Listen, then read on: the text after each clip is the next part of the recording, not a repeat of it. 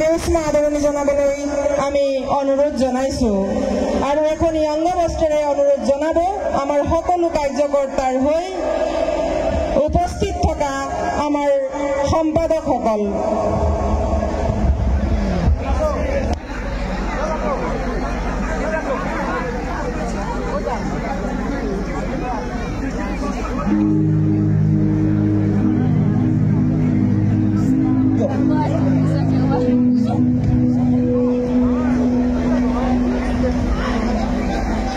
আমি এখনি অংগবস্ত্ৰেৰে আমি তেখেতক উষ্ম আদৰণি জনাইছোঁ আৰু এখন চেলেঙেৰে আমি আদৰণি জনাব বিচাৰিছোঁ আমাৰ উদযাপন সমিতিৰ হৈ। আমাৰ সম্পাদকসকল বেলেগ বিশেষভাৱে ব্যস্ততা থকাৰ বাবে আমি এখনি মানপত্ৰেৰে আমি সম্বৰ্ধনা জনাইছোঁ। মই মানপত্ৰভাগ পঢ়ি আপোনালোকক শুনাব বিচাৰিছোঁ। সদৌ গমেৰী কেন্দ্ৰীয় ৰঙালী বিহু উদযাপন সমিতিৰ সৌজন্যত ষষ্ঠ বিংশতিতম ৰঙালী বিহু সন্মিলন ও সাংস্কৃতিক অনুষ্ঠান তাৰিখ 26 আৰু 28 বহাগ 9 আৰু 11 মে 2024। স্থান গমেৰী উচ্চতৰ মাধ্যমিক বিদ্যালয় খেলপথাৰ। সম্বৰ্ধনা পত্ৰ প্ৰতি প্ৰিয়ংকা ভৰালী বিশিষ্ট সংগীত শিল্পী।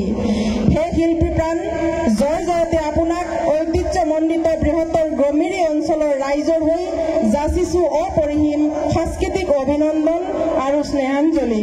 হৰিত বাচনা প্ৰকৃতিৰ উমাল পৰশত উজ্জীৱিত অসম আৰু অসমীয়া জাতিৰ স্বাভিমান বাপতি সাউন ৰঙালী বিহুৰ অফুৰন্ত প্ৰীতি আৰু উলগেৰে আপোনাক জনাইছোঁ উষ্ম আদৰণি। হে যশস্বী শিল্পী, বিশ্ববন্দিত শিল্পী, ৰূপ কোঁৱৰ জ্যোতিপ্ৰসাদ আগৰৱালাদেৱৰ পবিত্ৰ কৰ্মভূমি, সাংস্কৃতিক উৰ্বৰতাৰে ভৰা আমাৰ গাঁওখনিলৈ আজি বিহুৰ উন্মাদনাৰ মাজত সংগীত প্ৰেমীসকলৰ আহ্বানত গৰিমাময় সংগীতানুষ্ঠানত অংশগ্ৰহণ কৰি আপুনি নিশ্চয় সম্ভ্ৰান্ত শিল্পী মনৰ চানেকি দাঙি ধৰিছে। গমেৰীবাসী ৰাইজ আপোনাৰ প্ৰশংসাত পঞ্চমুখ।